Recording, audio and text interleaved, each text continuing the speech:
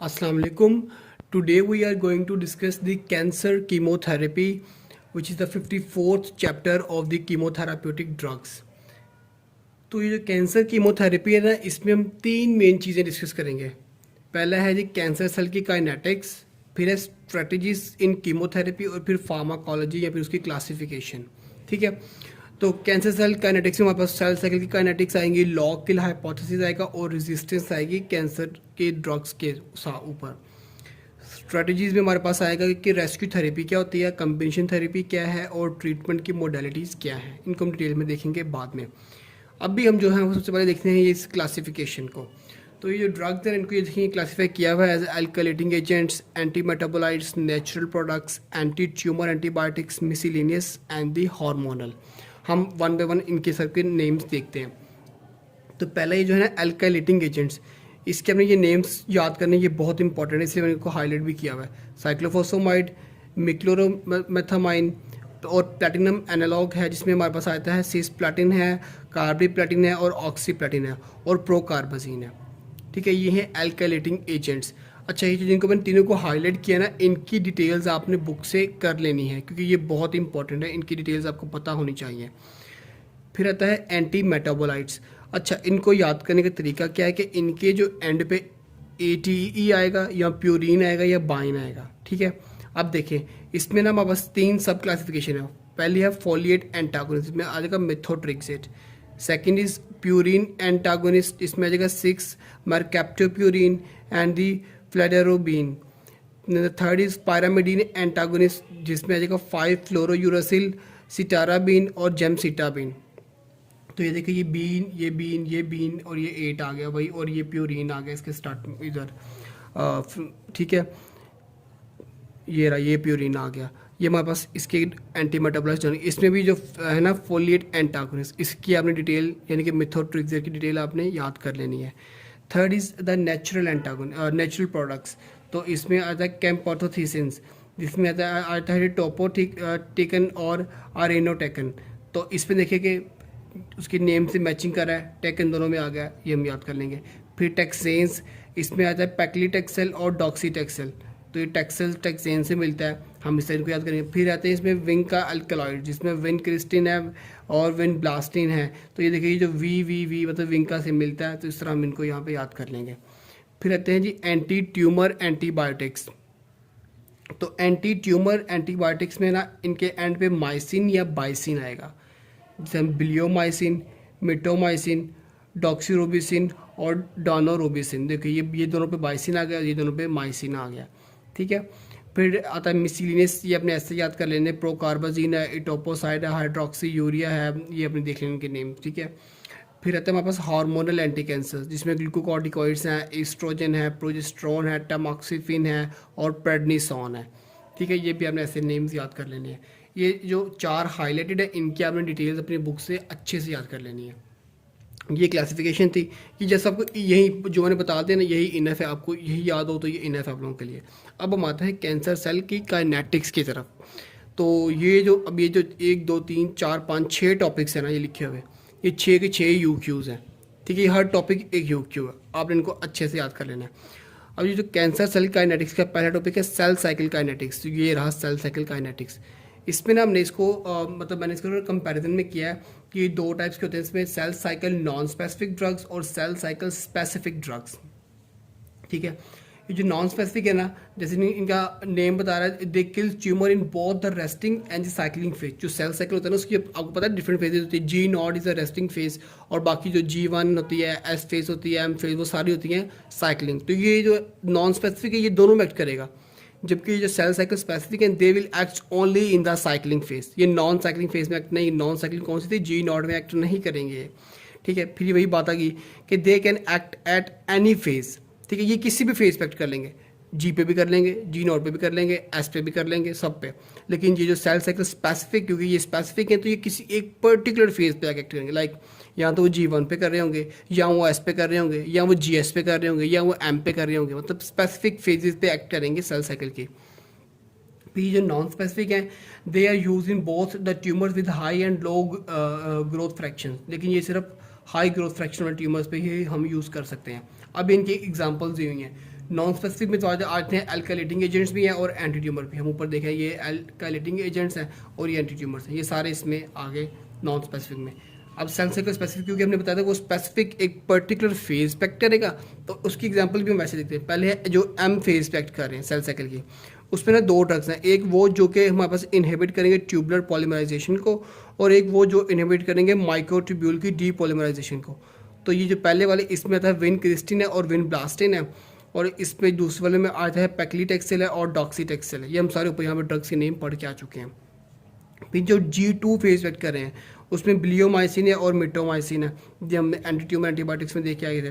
फिर है G S phase पे, तो एस फेज में आते हैं एंटी मेटाबोलाइट्स और natural products.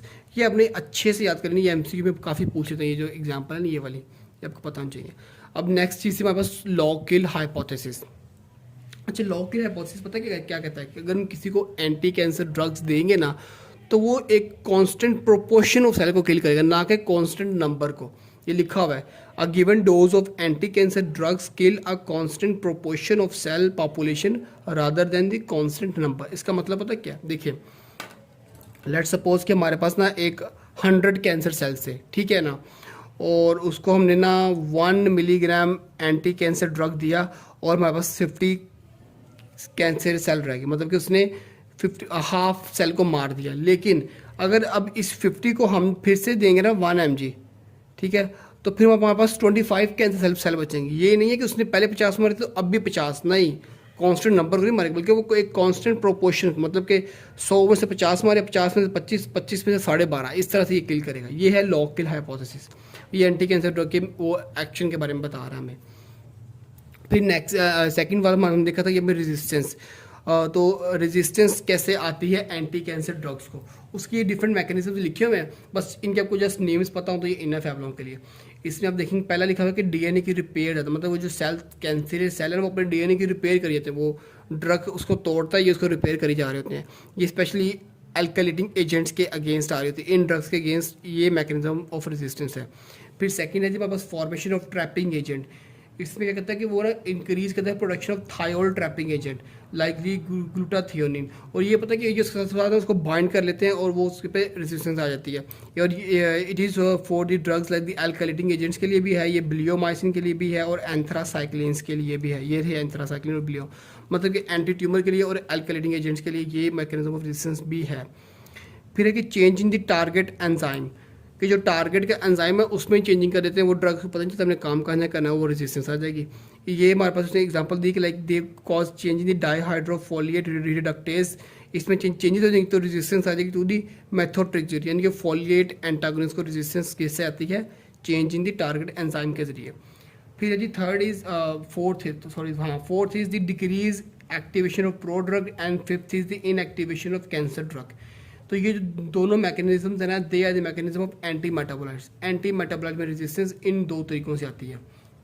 And the last is the decrease in the drug accumulation, कि ड्रग्स की जो है बॉडी में वो एक्यूमुलेशन को ही कम कर देते हैं। तो ये अब हमारे पास जो है कैंसर सेल की काइनेटिक्स कंप्लीट होगी। अब हम जो नेक्स्ट देखते हैं तीनों स्ट्रेटजीज, ये भी तीनों जो है वो यूक्यूज हैं, ये हम नेक्स्ट पेज पे डिस्कस करते हैं इनको। अच्छा, तो अब जो है वो हमारे पास पहले आता है जी कैंसर की ट्रीटमेंट की मॉडलिटीज़, लाइक कौन कौन से हमारे पास मेथड्स हैं। तो इसमें एक है प्राइमरी इंडक्शन, एक है नियो एडज्यूवेंट और एक है adjuvant. Primary induction it is use for the haematological cancers and the solid tumours. इसको हेमेटोलॉजिकल कैंसर और सॉलिड ट्यूमर्स के लिए हम यूज़ करते हैं। बाकी इसकी एडवांटेज ये कि ये क्योरेटिव होता है लिम्फोमा के लिए, ल्यूकीमिया के लिए, और ये जो कैंसर के नेगेटिव सिम्टम्स हैं उनको भी कम करता है, क्वालिटी ऑफ लाइफ को इम्प्रूव करेगा, और ट्यूमर की जो प्रोग्रेशन का टाइम उसको प्रोलॉन्ग करता है कि उसको ज़्यादा से ज़्यादा देर लगे प्रोग्रेस होने में ट्यूमर को, ठीक है। ये प्राइमरी इंडक्शन थेरेपी है। फिर है नियो एडज्यूवेंट कीमोथेरेपी। इसको हम यूज़ करते हैं इन cancer patient for which an alternative therapy या सर्जरी इज़ अवेलेबल।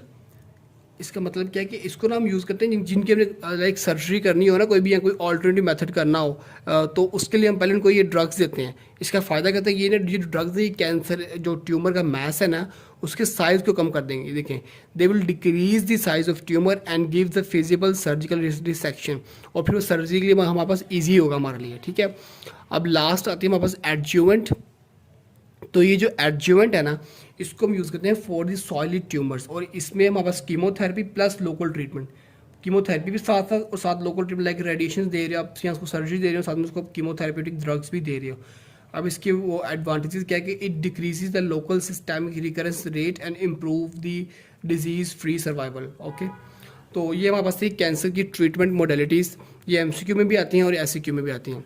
अब ये फिर से एससीक्यू आ गया कि anti cancer combination therapy, like drugs को हम कम्बिनेशन में देंगे। तो इसके प्रिंसिपल्स, 4 प्रिंसिपल्स हैं कि each drug should be active when use alone. अगर तो हमने एक अलग अलग ड्रग को देना तो वो फिर उस ड्रग को एक्टिव होना चाहिए, ठीक है। सेकंड ये कि drug should have a different mechanism of action. अगर कम्बिनेशन में दे रहे तो हर ड्रग्स दिए ना कम्बिनेशन में, उनका मैकेनिज्म ऑफ एक्शन अलग अलग होना चाहिए, ठीक है, फिर वो फायदा देंगे हमारे लिए। फिर cross resistance should be minimal, like अगर 2-3 ड्रग्स मिला के दे रहे तो उनमें क्रॉस रेजिस्टेंस बहुत कम होनी चाहिए या ना हो। फिर drugs should have a different toxic effect, जो कम्बिनेशन में ड्रग्स दिए उनके टॉक्सिक इफेक्ट्स भी अलग अलग होने चाहिए। इसके एडवांटेज क्या है, क्योंकि जो कम्बिनेशन में ड्रग्स दे रहे हैं उसका फ़ायदा क्या है, वो ये कि एक तो ये लॉक किल को इंक्रीज़ करेंगे, मतलब ज़्यादा से ज़्यादा ड्रग को वो के प्रोपोर्शन को वो किल कर रहे होंगे। फिर ये इनका साइनर्जिस्टिक एक्शन, मतलब मिल के काम कर रहे होंगे तो वो ज़्यादा फायदेमंद है। फिर ये they are cytotoxic to the heterogeneous cancer population, मतलब कि डिफरेंट कैंसर्स के लिए हम फिर ये कम्बिनेशन थेरेपी देंगे तो वो अच्छी होगी, उनको किल कर देगी। और ये जो ड्रग की रेजिस्टेंस पीछे मैकेनिज्म पड़े क्या है रेजिस्टेंस के, तो ये उस रेजिस्टेंस को भी कम कर देगी। अब आती है हमारे पास रेस्क्यू थेरेपी, ये लास्ट। रेस्क्यू थेरेपी ये क्या है, it is use to alleviate the toxic effects, मतलब कि टॉक्सिक इफेक्ट्स को कम करना या ख़त्म करने के लिए हम ये थेरेपी करते हैं। इसमें उसने हमें 3 दी हुई है, ल्यूकोवरिन है, मेसना है और डेक्सराजॉक्सेन है। तो ल्यूकोवरिन को हम यूज़ करते हैं फॉर दी मेथोट्रिक्सर, मेथोट्रिक्सर की टॉक्सिसिटी के लिए ये यूज़ करेंगे। ये करता क्या है कि ये करेगा मेथोट्रिक्सर की एक्यूमुलेशन को इंक्रीज करेगा नॉर्मल सेल्स के अंदर, और इट विल, ये मेन चीज़ ये आएगी, it will bypass the dihydrofolate reductase step in the folate synthesis, मतलब कि इसको बनना ही कम कर देगा। मेसना को यूज़ करते हैं फॉर द साइक्लोफॉस्फेमाइड, ये क्या करेगा, इट विल ट्रैप द एक्रोलियन। एक्रोलियन क्या है, ये हम पीछे जो है वो मैं आपको दिखाता हूँ, साइक्लोफॉस्फेमाइड किधर है, ये रहा अल्कलिटी के जरिए ना, ये साइक्लोफॉस्फेमाइड, ठीक है। और ये एक्रोलिन ना इसी की आगे एक प्रोडक्ट है साइक्लोफॉस्फेमाइड की। तो ये क्या करेगा, ये करेगा ट्रैप करेगा एक्रोलिन को and prevent the haemorrhagic cystitis, क्योंकि हेमोरेजिक सिस्टाइटिस जो है वो इस एक्रोलिन का एक टॉक्सिक इफेक्ट है, ये आगे नीचे भी पढ़ेंगे भी। और फिर है dexrazoxane, it is for the anthracyclines, तो वो भी हम पीछे पढ़ के हैं एंथ्रासाइक्लिन्स। तो ये अब ये क्या करेगा, it will decrease a free radical formation and protects against the cardiotoxicity. अच्छा, ये रहा एक पॉइंट लिखा हुआ है, इंपॉर्टेंट पॉइंट था, मैंने इसलिए इसको ना अलग से लिख दिया कि drug sparing the bone marrow, वो ड्रग जो बोन मैरो को स्पेयर करते हैं उसके लिए निमोनिक्स है ABCV, मतलब एस्पार्जिनेज, ब्लियोमाइसिन, सिस्प्लाटिन और विनक्रिस्टिन, ये आपने याद कर लेने हैं, ये कई दफ़ा पूछ लेते हैं आपसे। अब लास्ट चीज़ है डोज लिमिटिंग या डिस्टिंक्टिव टॉक्सिसिटीज़, मतलब मैंने ना उनको ये टैबलेट फॉर्म में टॉक्सिसिटी सब ड्रग्स की लिखनी है एक बना के, ताकि आपको अगर MCQ में आए तो आपके लिए ईजी हो उनको अटैम्प्ट करना। जैसे renal toxicity, it is cause by the cisplatin and the methotrexate. Pulmonary toxicity, it is cause by the bleomycin and the procarbazine. Cardiac toxicity is by the doxorubicin. Neurological toxicity was by the cisplatin and the vincristine.